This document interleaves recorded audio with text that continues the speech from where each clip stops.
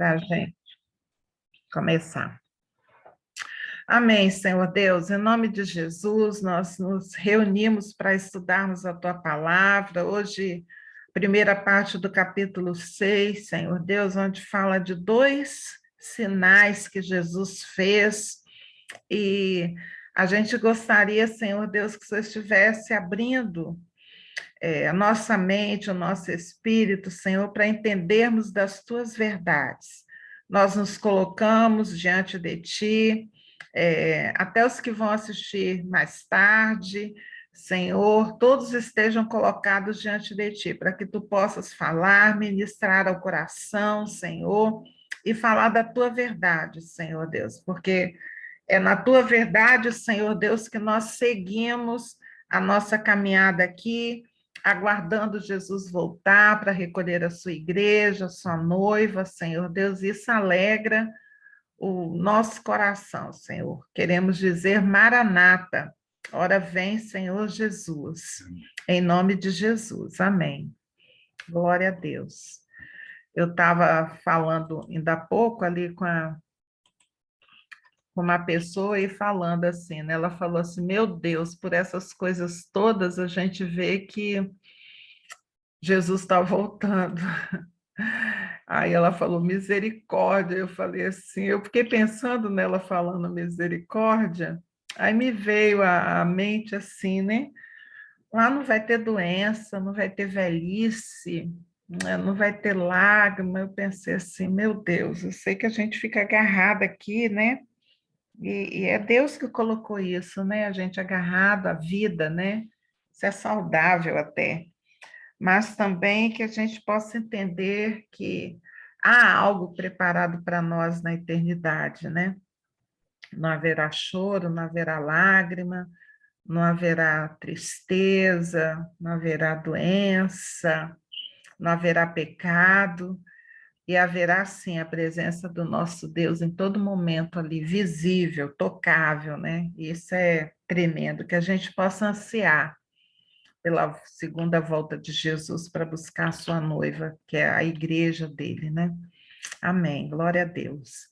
Estudo de João 6, eu coloquei primeira parte porque o capítulo de João 6, ele vai até o versículo 71, e tem muita coisa assim para a gente comentar. Só nesse capítulo aí são 6 sinais, né, que são apresentados para a gente.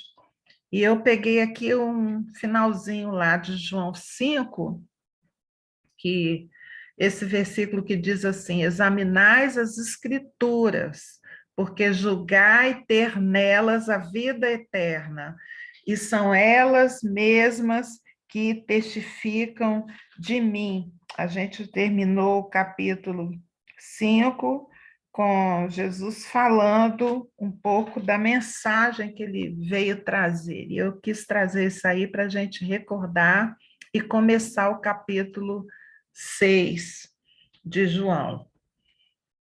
Hoje eu escrevi até no celular. E o capítulo 6, aqui pulou, deixa eu voltar, ele começa com um sinal, a multiplicação de pães e peixes.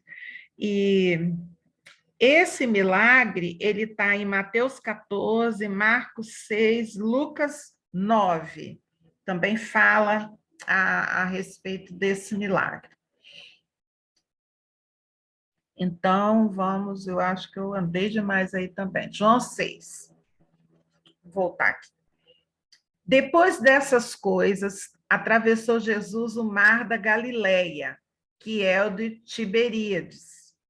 O versículo 2, eu botei um roxinho ali com uma lâmpada na cabeça e botei uma seta para chamar a atenção mesmo da gente. Seguia-o, quer dizer, seguia a Jesus numerosa multidão. Aí tem a explicação por que essa multidão estava seguindo a Jesus. Porque tinham visto os sinais que ele fazia na cura dos enfermos. E eu chamei atenção para isso, Que essa multidão que seguia Jesus não seguia a Jesus por ser o Filho de Deus, o Messias aguardado, mas essa aí em particular, ela estava seguindo por conta dos sinais, dos milagres, né?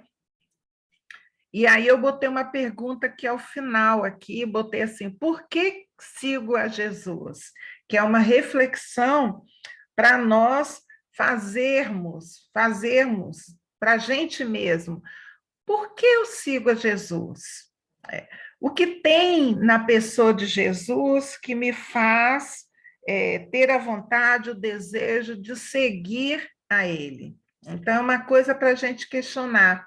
Essa multidão aqui, até aqui, estava seguindo porque via Jesus fazendo milagres. Ainda hoje é assim, se você chama um moço, né, que tem o dom de milagre, né, a igreja enche, né? Enche e até quase dá tapa um no outro, assim, para chegar mais perto, né? Se correu a notícia ali, tem uma igreja assim que tem Que tem, né? Que alguém com dom tem de cura, dom de cura, vai todo essa mundo coisa. atrás. Ainda hoje, as pessoas vão atrás de sinais, de milagres, né? Mas e se Jesus não fizer aquele milagre que você tanto anseia? Você vai segui-lo, sabe? E é uma coisa para se pensar, reflita aí. Porque Jesus estava sabendo o que estava acontecendo com aquela multidão ali atrás dele. Versículo 3. Então subiu Jesus ao monte e assentou-se ali com seus discípulos. Então ele foi para o monte ficar junto com os discípulos. Jesus fazia bem esses encontros, essas rodinhas, né? De conversa, de oração, ele gostava muito ali, ele passava ensinos de Deus, né, aos discípulos. Versículo 4. Ora, a Páscoa, festa dos judeus, estava próxima. E aí, uma grande coisa aí, para a gente prestar atenção. Os judeus, eles têm que participar dessa festa, então todos vão em direção a Jerusalém. Então, tinha uma multidão maior do que a que frequentava esse local, né? Tinha maior, porque eles estavam se dirigindo, e ali era um ponto de passagem, né? Eles estavam se dirigindo a Jerusalém. Continuando. Está pulando. 4, 5. A multiplicação dos pães e peixes. Então Jesus, erguendo os olhos e vendo que grande multidão vinha ter com ele, disse a Filipe: onde compraremos pães para lhes dar a comer? Nos outros evangelhos, viu Jesus que a multidão estava ali muito tempo e estava com fome, ele viu isso, né? Eu acho gozada a pergunta que ele faz para o Filipe, né? O discípulo dele fala assim: onde compraremos pães para lhes dar a comer? Versículo 6. Mas dizia isto para o experimentar, porque ele bem sabia o que estava para fazer. Aí eu botei mais uma lâmpada aí para chamar a atenção da gente. Quando Jesus pergunta ou pede algo, ele já tem a resposta, mas ele quer formar a mentalidade dele em nós, ele quer nos ensinar algo, ele quer chamar a atenção para algo.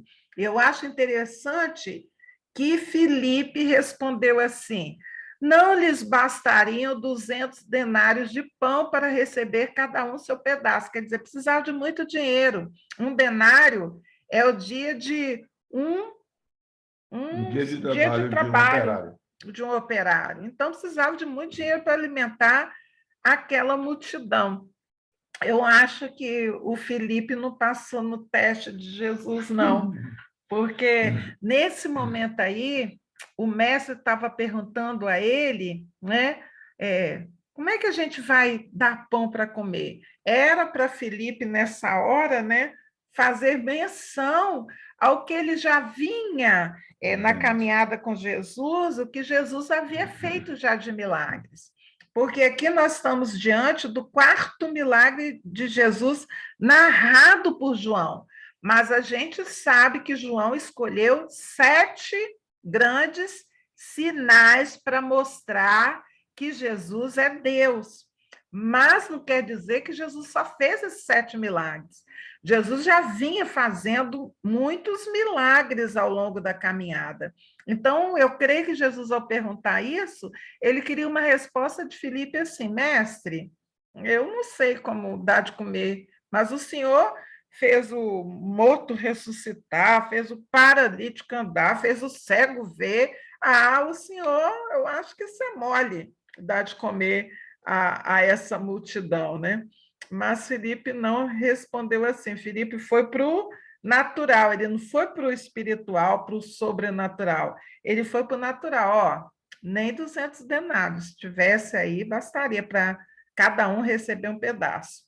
Aí, 8, o versículo 8 diz assim: um de seus discípulos, chamado André, irmão de Simão Pedro, informou a Jesus: está aí um rapaz que tem 5 pães de cevada e 2 peixinhos, mas isto que é para tanta gente. Quer dizer, o que vai fazer 5 pães de cevada e 2 peixinhos para alimentar uma multidão, né? Então, Jesus intervém e fala assim, fazei o povo assentar-se, pois havia ali naquele lugar muita relva. E nesse assentar-se, quando a gente vai nos outros evangelhos, Mateus e Marcos, já bota mais claro isso aí, que Jesus mandou dividir de 50 em 100, né? Bolinhos de gente, né? E com essa divisão daquela multidão ficou mais fácil contar quantos estavam ali, né? Assentaram-se, pois, os homens em número de quase 5.000. Os homens, quase 5.000. A gente sabe que nessa época não se contava as mulheres nem as crianças. Então, no mínimo, havia ali o dobro, né? De mulher ali, mas bom botar mais 5.000, 1.000 crianças, mas aí a gente está tirando por baixo mesmo. Que as famílias eram grandes, então era 2 filhos, vamos botar 2 filhos por baixo. Então tinha muita gente ali, né? 5, 10, uma base de 20.000. 20.000, né? Teve alguém que falou uns 22.000 em média. Então vamos lá. A multiplicação de pães e peixe. Eu botei assim como título assim: comece pelo que você tem. Organize-se, agradeça, reparta e não desperdice. Isso aí para mim, é o conceito de milagre. Comece pelo que você tem.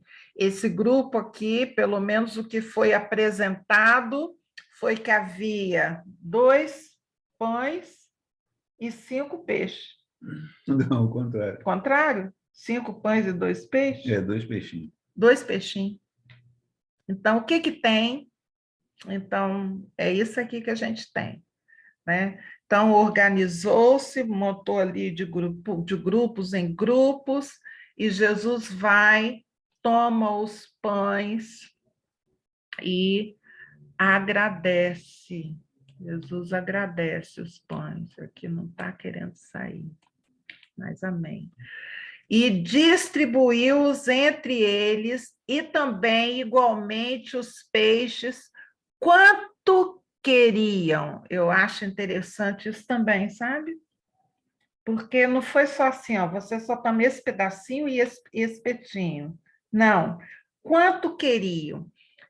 O que precisava para matar a fome foi distribuído entre aqueles grupos, né?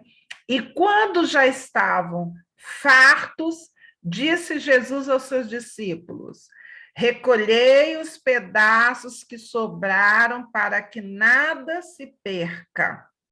Assim, pois, o fizeram e encheram 12 cestos de pedaços dos 5 pães de cevada que sobraram aos que haviam comido. Então, acho também muito interessante isso aí. Foi feito um milagre, Jesus pegou o pão daquele moço que estava ali no meio daquela multidão, né? Levou, deu graças a Deus pelo pão e repartiu. Quando reparte, dá, e todos comem fartamente. E depois Jesus pede que os discípulos, os 12, vai ali com cesto e recolhe o que sobrou. 14. Vendo, pois, os homens o sinal que Jesus fizera, disseram: este é verdadeiramente o profeta que devia vir ao mundo. Sabendo, pois, Jesus que estavam para vir com o intuito de arrebatá-lo para o proclamarem rei, retirou-se novamente sozinho para o monte. Vou parar aqui nesse pedacinho que eu fiz um post só com isso aí. Depois que eles viram aqui o sinal. Deixa eu ativar o mudo aqui. Que sobrou, aí eles viram assim, foi feito um sinal, e verdadeiramente o profeta, esse é o profeta que devia vir ao mundo, e eu vou falar mais um pouquinho sobre isso aqui mais adiante, que eu fiz só uma explicação sobre isso aí. Então, vamos imaginar essa cena aí, tá um povo com fome no deserto, e tem um líder que aparece, né, faz aparecer pão que alimenta aquela multidão, né, mais de 20.000 pessoas, fartamente. Sobram 12 cestos. Aí, por que essa multidão chega nesse momento aí e fala assim... encheram, vendo, pois, os homens o sinal que Jesus fizera, disseram: este verdadeiramente o profeta que devia vir ao mundo. Por que veio à mente deles isso? Esse aí é o profeta. O que veio na mente deles? Lá no deserto. Lá no deserto, onde o maná era distribuído, né? Uhum. E Moisés falou ao povo: o Senhor teu Deus levantará no meio de ti, de teus irmãos, semelhante a mim, a ele ouvirás. Então, havia uma promessa no Antigo Testamento de que haveria um que seria levantado no meio do povo, né? E que faria as coisas que eles estavam vendo ali no dia a dia, que era o maná sendo servido a cada amanhecer e a água que brotava da rocha, a roupa não se acabou, né? Aquele povo, 40 anos, ficou recebendo maná ali no deserto. E Moisés declara: vai vir um aí, a ele ouvir. Então, o povo que estava ali, todo judeu, sabe, né, da Torá, dos 5 primeiros livros da lei, então, isso, quando eles veem um mestre alimentando, se reportaram o que estava escrito na palavra. Aí, eles, nessa identificação, eles falam: esse é verdadeiramente o profeta que devia vir ao mundo. Por isso que Jesus, na hora, percebeu que eles estavam querendo transformá-lo, colocaram ele naquele momento ali como rei, o Messias, o Todo-Poderoso, o líder. Esperava já como rei. Falou, esse é o Messias, vamos coroar. E quem eram esses judeus nessa época? Eles viviam sob domínio do romano. Era romano que dominava. Então, eles entendiam que haveria um Messias que viria, um rei, para reinar sobre eles e libertá-los do jugo dos romanos. Mas eles não entenderam que Jesus, nessa fase aqui, ele já havia passado por aquela tentação que está lá em Mateus 4, onde ele é levado pelo Espírito para ser tentado no deserto. Lá naquela tentação, Satanás apresenta para ele os reinos desse mundo. Ele fala assim: tudo isso te darei, se prostrado me adorares. E Jesus responde a ele com a palavra de Deus: só o teu Deus darás culto, prestarás culto e adorarás. Então, Jesus ali mostra que a motivação dele não era esse reino aqui, não era político, não, o reino dele, ele seria rei espiritual. Só que esses judeus aí não estavam entendendo isso. Eles não entenderam que Jesus, o reino dele não é o reino aqui na terra, é outro reino, é o reino eterno. Então, eles identificaram que Jesus era o Cristo, o Messias. Naquele momento, quando viram o sinal, aí eu fiz a pergunta assim: o que fazer quando eu identifico que Jesus é o Messias? Modifica a minha vida? Ou eu penso assim: é o Messias Jesus, agora ele vai fazer a minha vontade, vai responder a todas as minhas orações, ele vai não deixar que nada de mal me aconteça, esse é o papel do Messias, ele veio para me ajudar, para me pegar no colo, para me proteger de todo mal, esse é o Messias que eu quero. Só que Jesus, a gente tem aprendido, ele não veio ao mundo para fazer a minha vontade. Ele veio ao mundo para fazer a vontade do Pai. Ele fica o tempo todo repetindo isso. Eu não vim, nem a vontade dele ele veio. A vontade dele tem um momento que ele expressa, ele fala: a minha vontade é essa, mas se for possível, passa de mim esse cálice, mas que não seja feita a minha vontade, e sim a tua vontade. E muito interessante essa forma como nós também, a gente fala aqui que eles não entenderam, né? Que eles queriam Jesus ali, o líder político, mas se a gente botar a gente também ali para refletir, tem muitas vezes que nós queremos que Jesus seja mesmo esse líder político que venha, que arrebate tudo, que resolva tudo, que responda às nossas orações de forma imediata, que ele faça o que a gente está querendo, né? E Jesus se nega a fazer isso. Jesus não veio aqui para fazer a nossa vontade, ele veio para cumprir um mandato de Deus, né? Esse é o nosso Jesus aqui. Então, vamos ver onde eu estou. Então, o versículo 15 diz assim: sabendo, pois, Jesus que estavam para vir com o intuito de arrebatá-lo para o proclamarem rei, retirou-se novamente sozinho para o monte. Então, Jesus não veio aqui atrás de ser proclamado rei. Ele veio ao mundo para fazer a vontade do Pai. E ele retirou-se sozinho para o monte. Então, vamos continuar.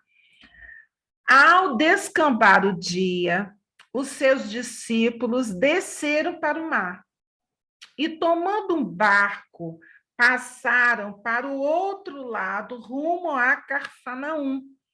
Já se fazia escuro e Jesus ainda não viera ter com eles. Essa passagem de Jesus aí, ela também está em Marcos 14, ou em Marcos 6 e Mateus 14.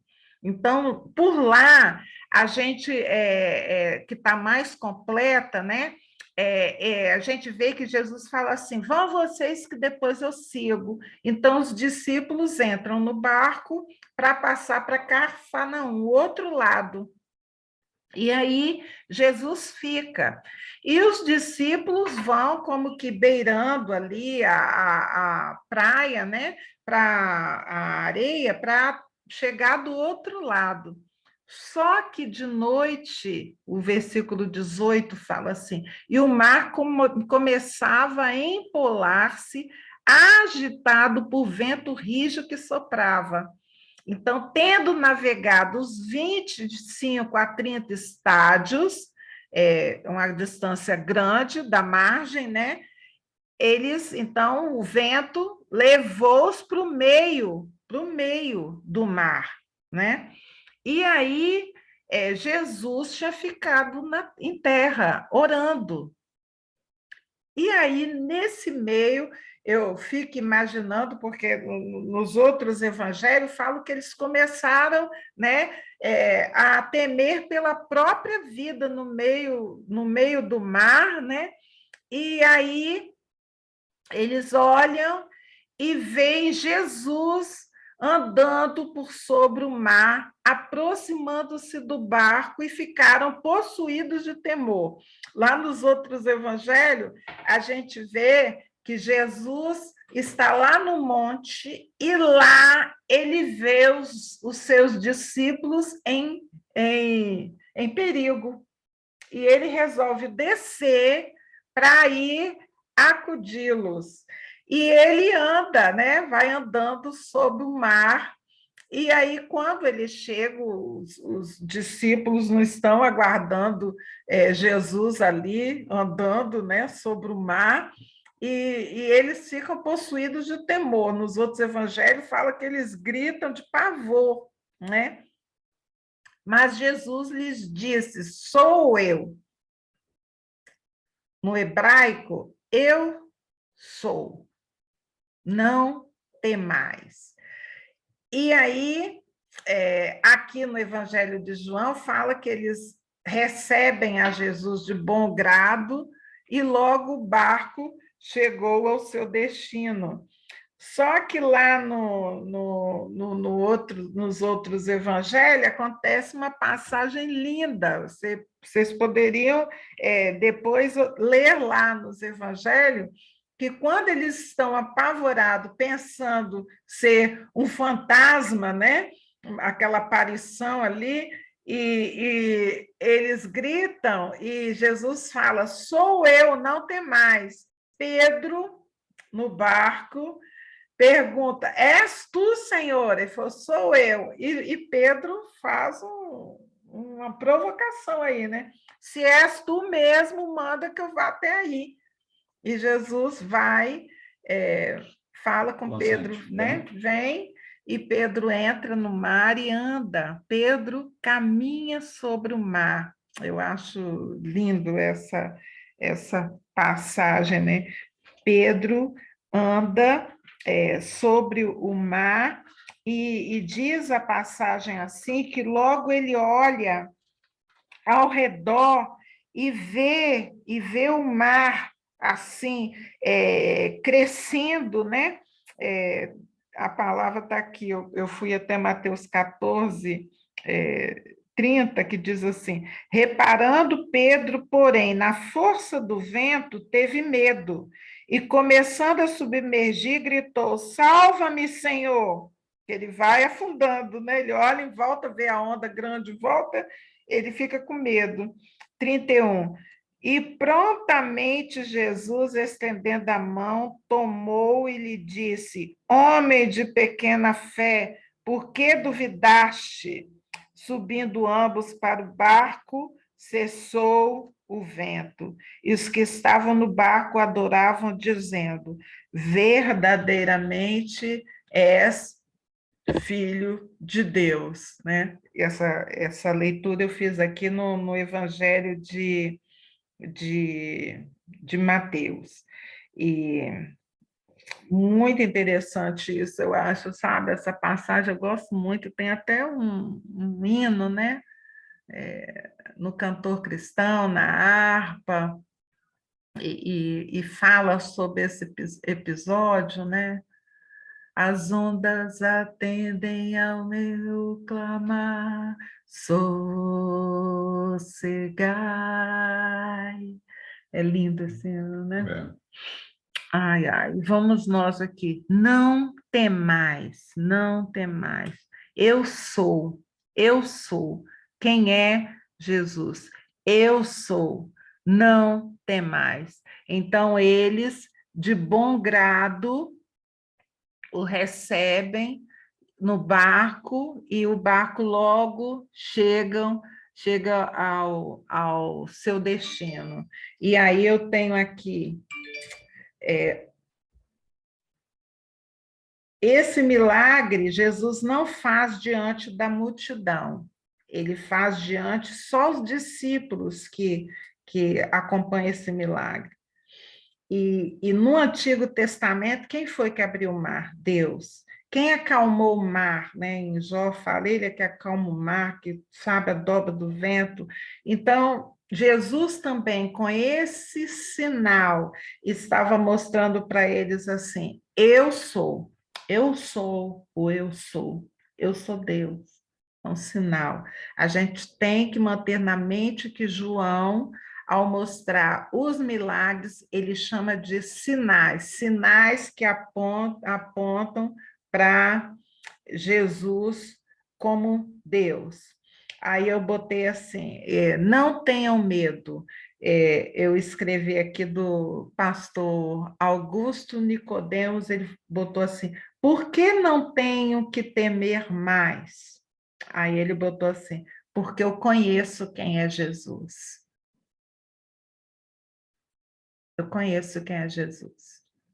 Eu sei que a minha vida está nas mãos dele, né? Eu conheço Jesus.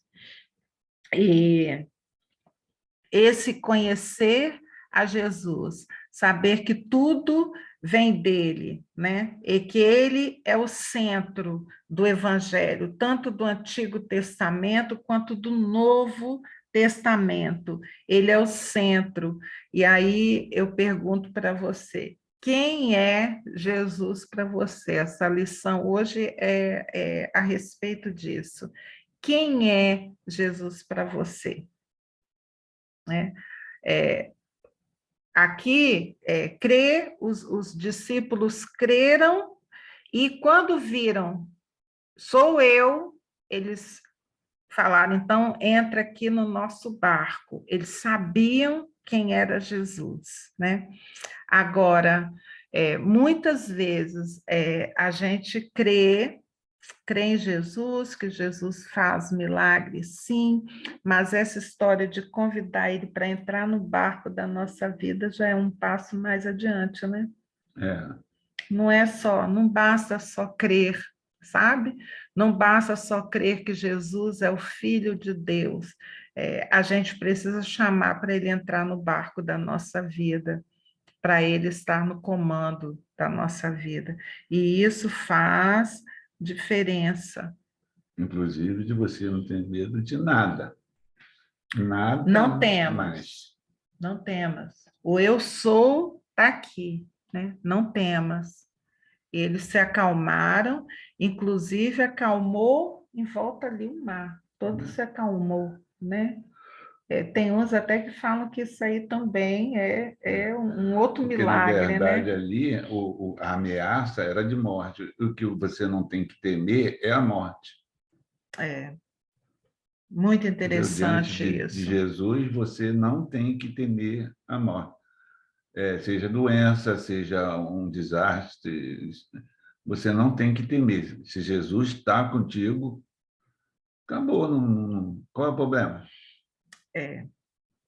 E o cristianismo, queridos, cristianismo, a palavra de Deus, ela se baseia exatamente nisso, nesse eu sou, que é Jesus, ele é o centro da palavra, da Bíblia toda.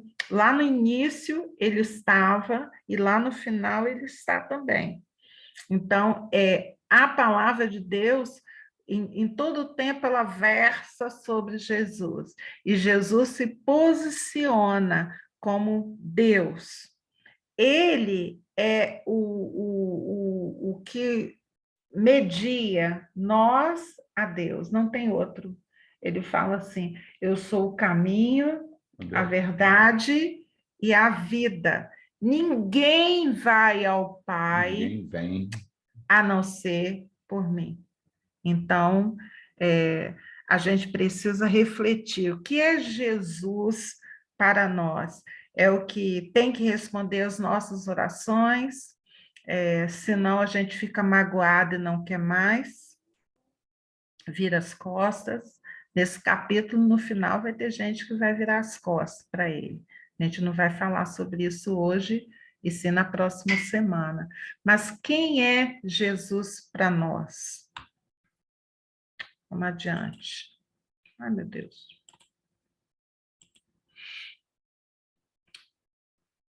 No dia seguinte, versículo 22, a multidão que ficara do outro lado do mar notou que ali não havia senão um pequeno barco e que Jesus não embarcara nele com seus discípulos, tendo estes partido sós. Então a multidão percebeu que Jesus não tinha ido com os discípulos, né? Não tinha ido. Então, e sabiam que Jesus não estava lá, né? Entretanto, outros barquinhos chegaram de Tiberíades, perto do lugar onde comeram pão, tendo o Senhor dado graças. É interessante que eles estavam ali em volta do lugar aonde havia ocorrido o milagre da multiplicação. Eles estavam ali em volta. Então, eles estavam buscando quem? Eles estavam querendo Jesus, né? Mas que Jesus? Jesus do milagre ou Jesus do pão? O Jesus que alimenta, né? Que vai, né? Só que Jesus, ele veio oferecer o pão, mas é um outro pão, né? É um outro pão que ele vem oferecer. O que eles queriam? Jesus ou o que ele ofereceu? Eu botei uma setinha aqui do lado, uma observação, né? Quando, pois, versículo 24, quando, pois, viu a multidão que Jesus não estava ali, nem os seus discípulos, tomaram os barcos e partiram para Cafarnaum à sua procura. E tendo encontrado no outro lado do mar, cadê? Lhe perguntaram, mestre, quando chegaste aqui, né? Eles ficaram assim, ué, Jesus não foi, não entrou no barco com os discípulos, né? Não entrou em outro barco, né? Eles ficaram assim, como é que o Senhor chegou aqui, né? Mas Jesus sabia o que eles estavam querendo. Jesus, eu acho muito lindo isso, né? Ele não estava assim, enganado, assim, né? Esse povo aí está me querendo ouvir a palavra que eu tenho de Deus. Ele não foi enganado, não, sabe? Ele estava atrás de Jesus, uma multidão, mas gozada. Jesus não se enganou com a motivação dessa multidão atrás dele. Versículo 26 diz assim: respondeu-lhes Jesus: em verdade vos digo, vós me procurais, não porque vistes sinais, mas porque comestes dos pães e vos fartastes. Então, o que eles estavam querendo ali no outro dia? Mais pão, mais peixinho, mais milagre. Mais milagre. É. Aí Jesus entra com uma verdade espiritual, que muitas vezes nem a gente entende. Trabalhai não pela comida que perece, mas pela que subsiste para a vida eterna, a qual o Filho do Homem vos dará. Porque Deus, o Pai, o confirmou com o seu selo. O que Jesus está falando? Eu sei que você tem sede e eu posso te dar água para beber. Eu sei que você tem fome e eu posso te dar comida para comer. Só que a minha missão não é para a sede, a água que você toma hoje e amanhã você Natural. tem novamente. A minha missão não é para te dar o pão que hoje mata a sua fome, mas amanhã você tem novamente outra fome. A minha missão aqui é outra, é espiritual. Eu vim para matar a sua sede e para matar a sua fome. Eu sou Deus, Deus me selou, né? Aí eu botei assim: o foco, trabalho, vida eterna. O foco de Jesus era o trabalho. Trabalhai não pela comida, mas pela que subsiste para a vida eterna. Jesus não perdeu o foco. Ah, tá. Essas pessoas em volta, assim, às vezes pode dar a gente, assim, né, uma coisa boa, né, no negócio, né, porque, né, a gente é homem, né? Aí vê, assim, as pessoas, assim, atrás da gente, sabe? Nossa, você que é bom. Nossa, que palavra bonita. Nossa, esse milagre que só você pode fazer. Isso pode encher nossos olhos, querido. Inclusive, foi uma das primeiras tentações que Satanás foi e colocou ali para Jesus, ali no deserto. Então, é sinal que isso é forte. O poder que dá na pessoa, isso pode fazer com que a gente esmoreça e perca o foco. Só que Jesus, nosso exemplo maior, não perdeu o foco. Tinha uma multidão ali, ele sabia o que estava no coração daquela multidão. Satanás ofereceu assim, ó, tudo isso eu te dou. Ele falou, não quero, não foi para isso, a minha missão não é essa.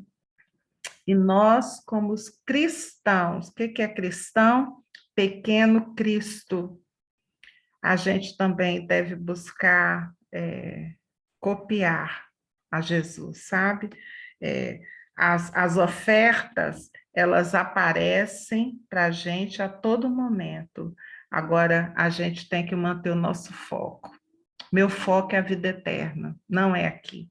Ah, é muito bonitinho. Ah, faz isso. Oh, irmã, que bênção. Nossa, que dom maravilhoso. Não, meu foco não é aqui, não. Pode passar. Quero não. Não quero essa honra, não. Aí eu botei aqui para a gente fechar hoje, botei assim, trabalhar. O que é trabalhar para Deus? É fazer a vontade de Deus. Querido, com isso não tá, a Bíblia não fala, né, para a gente não trabalhar no dia a dia, né, para a gente não sentar, não fazer cálculos, não é nada disso. Mas o meu foco não é construir coisas aqui nessa terra, sabe? O meu foco é outro. Ah, mas eu tenho que trabalhar, sim, eu tenho que trabalhar, produzir, é com o suor do meu trabalho que eu ganho, que eu pago as contas, tudo, mas o meu foco não é em ficar obtendo mais coisas, porque daqui não vou levar nada, vai ficar tudo aí. Meu foco é fazer a vontade de Deus. Esse é o trabalho. A obra de Deus é essa, que creamos naquele que enviou a Jesus e em Jesus. Essa é a obra de Deus. Aquele que crer será salvo. E qual é o ministério que Jesus falou aí nesse início do capítulo 6 de João? Crer, confiar e nos relacionar com Jesus Cristo. Ah, porque aí você pode falar, qual é o trabalho que é interessante, né? Vou pegar lá na igreja para fazer, vou buscar, vou me oferecer. O trabalho é fazer a vontade de Deus. Que isso fique em nosso coração, para a gente refletir que as coisas que o mundo oferece, elas não têm o valor espiritual. A gente precisa estar focado. Por quê?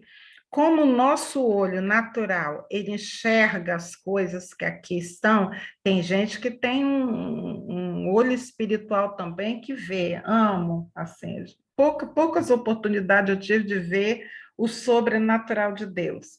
Mas, assim, já tive essa oportunidade de contemplar o espiritual.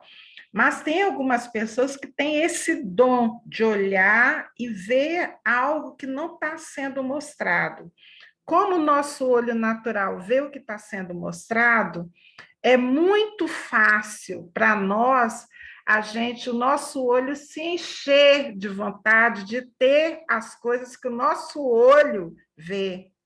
A gente está aqui, a gente vê coisas, a gente ouve coisas.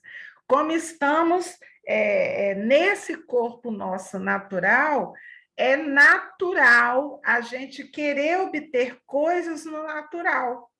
Uma melhor casa, um melhor carro, um melhor telefone.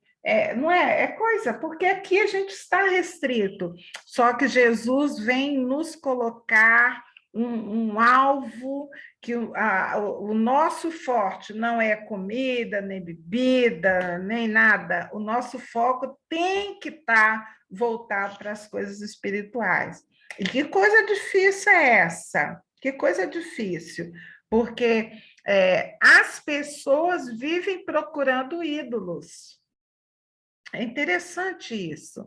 Às vezes eu costumo ir na igreja pregar e às vezes fala assim: irmã, que palavra boa! Irmã, aí eu fico olhando, tudo é de Deus, tudo é Deus. Tudo é Deus, Senhor, tudo é Deus, não foi nada de mim. Aliás, eu sei muito bem que eu queria falar até outra coisa e o Senhor pediu para falar outra. Então, não fui eu. Mas quão fácil é sermos corrompidos? Então, o foco de Jesus era em fazer a vontade do Pai.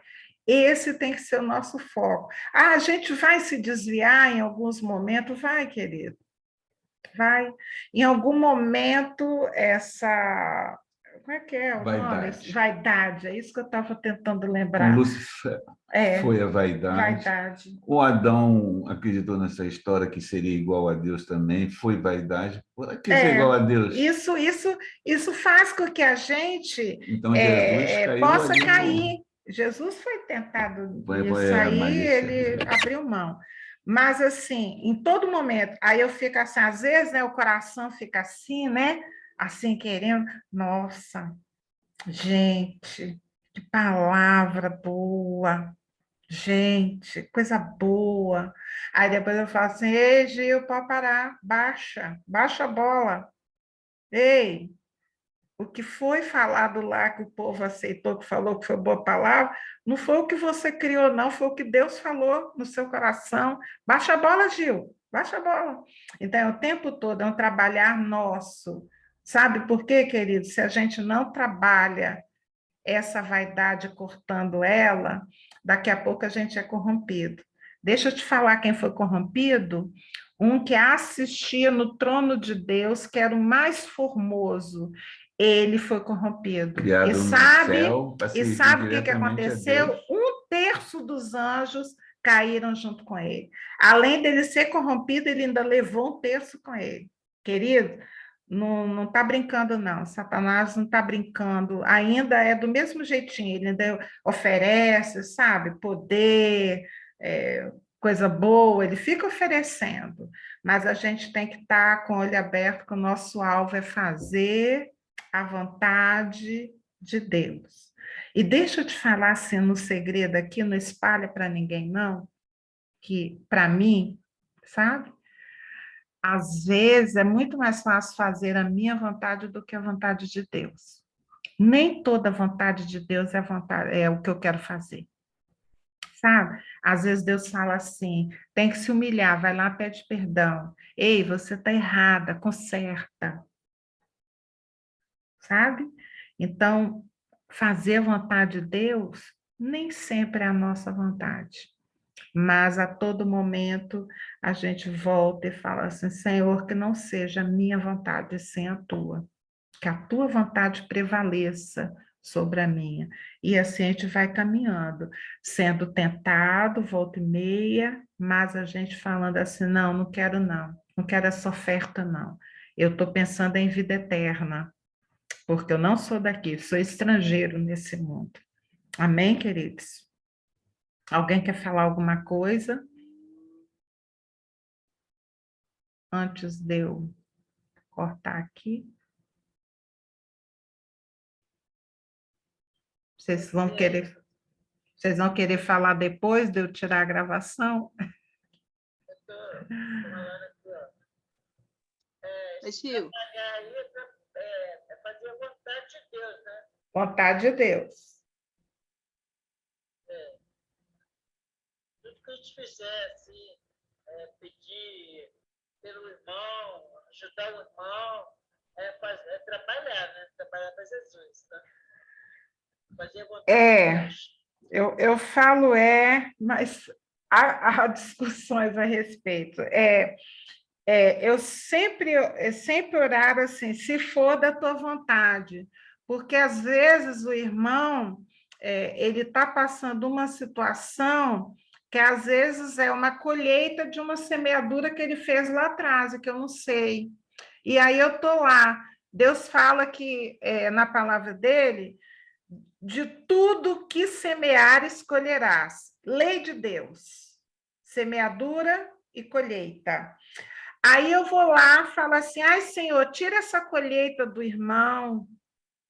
Mas se Deus falou que toda semeadura haverá uma colheita, como eu não sei a situação do irmão, se é colheita ou não, eu vou orar e falo assim, Senhor, em nome de Jesus, cura aquele irmão, cuida daquele irmão, se isso for da tua vontade. Porque aí, na minha oração, eu não me contraponho ao trabalhar de Deus naquela vida. Porque, às vezes, a gente olha e o irmão está passando por um momento de tribulação, de alguma coisa, às vezes eu estou orando e aquilo é onde Deus está trabalhando na vida do irmão. E se deixasse tudo bem, queridos, abre um parênteses e fecha depois, tá? Tem irmãos que, às vezes, a bênção tem que ser retida, porque se você ficar só dando bênção, ele sai da presença de Deus, ele vai embora. Ele só fica com Deus porque está precisando de Deus. Na hora que respondido, Marta, você fica calada, não fala nada sobre isso. Mas, querido, tem irmão que quando recebe a bênção, ele some. Aí, às vezes, estou orando, Senhor, dá a bênção para ele, dá a bênção para ele. Aí Deus está falando assim, eu estou mantendo ele perto de mim. Porque se abrir muito aqui, ele se manda. E eu perco esse meu filho. Então, queridos, a situação espiritual das pessoas, a nossa, por exemplo, eu estou passando por turbulência de saúde. Eu estou assim, Senhor, o que o Senhor quer falar? Senhor, o que o Senhor quer instruir? Que eu preciso saber, porque não pode só o Senhor tratar, botar a pressão normalizada e ter alguma coisa para eu aprender com esse episódio e eu não aprender. Eu preciso aprender para passar de etapa. Até a nossa oração, ela precisa ter um discernimento espiritual para eu saber o que orar e pelo que orar. Às vezes eu estou pedindo a Deus algo que vai me fazer mal. porque eu não tenho a visão total de Deus. Por isso que Jesus, quando ensina a oração do Pai Nosso, ele fala, a vontade dele seja feita aqui na terra como no céu. Para a gente submeter o nosso pedido à vontade de Deus, e não fazer... Tem certas orações, querido, que eu fico falando assim, meu Deus, o que será que essa pessoa está pensando? Porque está dando uma ordem a Deus e ela nem está tendo consciência e discernimento da situação que está. Tem coisas na palavra de Deus que Deus já nos deu, né? Tudo que Jesus conquistou na cruz é direito nosso, é nossa herança. A gente sabe que Jesus conquistou saúde para nós, paz, bondade, longanimidade. Mas, queridos, quanto de nós, de irmãos, crentes no Senhor, morrem por uma doença? E estão na presença de Deus. E foram fiéis até a morte.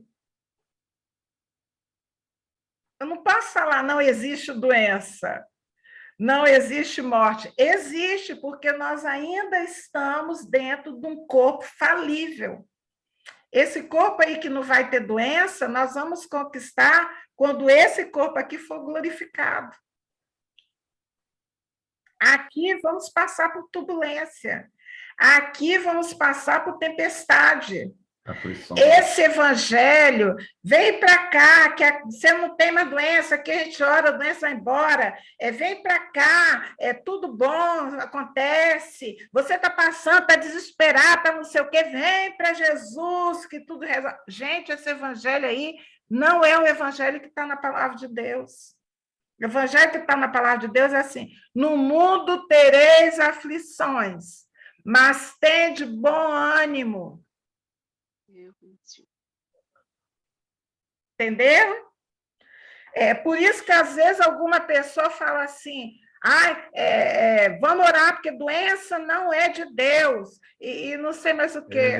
Não é mesmo, não. Ele levou sobre si toda a doença lá na cruz. Querido, levou sim, ele venceu a morte, ele ressuscitou. Mas esse corpo em que a gente habita, ele é falível. Sabe por que ele é falível? Por conta do pecado que entrou. Vamos passar pela morte. Se Jesus não pegar a gente ali no ar, né, vamos passar, porque esse corpo é falível. Por isso que a palavra de Deus fala que a gente vai receber um novo corpo. Esse outro não. Esse outro não vai acontecer nada dessas coisas, graças a Deus. Mas esse evangelho, assim, de tudo bom, vem, que aqui você vai receber uma oração, isso é engano. É engano. O nosso Deus tem poder sobre isso, ele venceu. E nós somos vencedores nele. Mas, querida, doença ainda vai matar uns queridos nossos, vai levar. O evangelho aqui, pisando no chão aqui, é um evangelho de aflição, de turbulência. É evangelho onde os discípulos falam: Senhor, Senhor, acude! Aí ele fala: eu sou, não temais. Servo de Deus sabe que passa por turbulência, mas o eu sou está conosco. Não temais. Não temais. Eu sou, está conosco. Esse é o evangelho. O nosso Jesus passou por turbulência. Por nós. Não é? Nessa hora que eles pediam socorro, Jesus falava que eles tinham pouca fé. E essa pouca fé falando: você não confia em quem está com você? Essa fé é confiar. É confiar e crer. Amém, queridos? Até para orar, nós precisamos de discernimento de Deus. Às vezes a gente ora assim por uma mãe que está pedindo para o filho. Meu Deus, gente, que desespero quando a mãe chega pedindo para o filho que está lá, né? Eu fico imaginando, né, Marta? Deve chegar toda hora assim, chega esses pedidos assim, desespero. Aí você vai orar talvez, amado, está passando por situação que não fez o que a palavra de Deus falou para fazer. Aí a gente pede o quê? Senhor, tem misericórdia. Misericórdia. E eu que uma vez fui orar por um filho da irmã que estava preso. E Deus falou, não ora. Esse é o que eu escolhi para ele se render a mim. É esse momento. Não vou tirar, não. E aí, como fica o coração? Eu ficava com vergonha de olhar a irmã. Falava, meu Deus, o que eu falo? Não falei que Deus falou. Irmã, Deus está cuidando, eu só falei isso. Irmã, Deus está cuidando, confia. Porque até para orarmos, querida, a gente precisa do discernimento. Convém olhar lá na oração do Pai Nosso para ver. Falar nisso, quinta-feira eu preguei na igreja. Eu vou botar, a Adalberto está mostrando o relógio, eu vou botar para vocês um link que eu falei de sede de oração. E Deus falou ali, eu tenho certeza. Mas amém, vamos orar aqui para liberar aqui. Amém? Qualquer dúvida a respeito do que foi falado, não fique com a dúvida, viu? Me acione para a gente bater papo, a gente liga ali de vídeo ali no WhatsApp, marca um encontro com quem pode, tá? Amém, Senhor Deus. Ô Pai, que lição, Senhor, saber que o propósito de Jesus aqui na Terra não se desvirtuou, nem com essas pessoas, Senhor Deus, em volta dele, oferecendo, querendo colocá-lo como rei, né, um poder ali, ele se recusou, porque em todo momento ele sabia o que ele tinha vindo fazer aqui na terra, Senhor. Ô Pai, que a gente saiba qual é o propósito das nossas vidas aqui na terra, que a gente não esqueça disso, não se corrompa, Senhor Deus, com as coisas que o mundo oferece. E o mundo oferece muitas coisas para nos corromper. Senhor, que a gente não saia da linha. Aquilo que o Senhor está colocando como propósito em nossas vidas, que se cumpra, Senhor Deus. Que a gente não esmoreça, que a gente não tema, porque o eu sou está conosco. Está conosco na hora da tristeza, está conosco quando estamos angustiados, está conosco quando nós choramos aos teus pés, Senhor, porque a palavra diz que ele não nos deixaria só. Passamos, Senhor Deus, porque a tempestade vem para aquele que está firme na rocha e para aquele que construiu a sua casa na areia. A tempestade vem, Senhor. Mas que nós saibamos que estamos, Senhor Deus, firmes na rocha. Portanto, não vamos desfalecer, porque temos a Ti. Obrigado, Senhor Deus, por essa lição. Obrigado, Senhor Deus, porque seguimos a Cristo e pedimos para Ele entrar realmente no barco da nossa vida, Senhor, em nome de Jesus. Colocamos diante de Ti, Senhor Deus, os nossos pedidos que temos feito, Senhor, sobre os nossos parentes, ó Pai.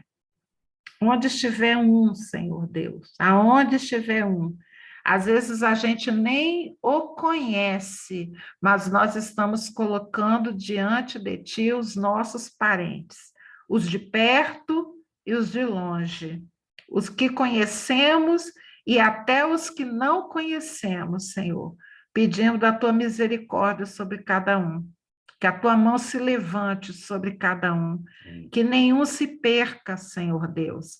É esse o clamor que temos colocado diante de Ti, que nenhum se perca, Pai, em nome de Jesus. Abençoa, Senhor Deus, Jerusalém, com a Tua paz, Senhor. Nós sabemos que há palavras, Senhor Deus, que estão se cumprindo nesse tempo, mas nós oramos pela paz de Jerusalém, Senhor.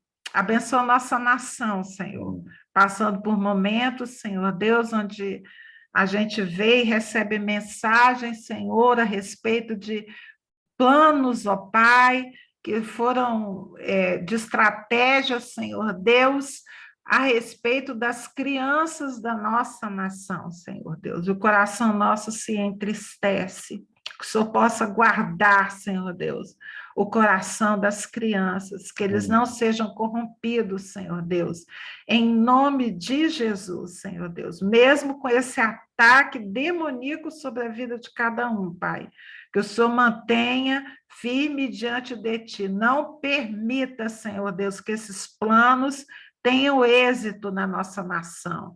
Abençoa os dirigentes da nossa nação, Senhor Deus, com sabedoria, com paz, com entendimento, com temor a Ti, Senhor Deus, porque o Senhor é um Deus que tudo vê.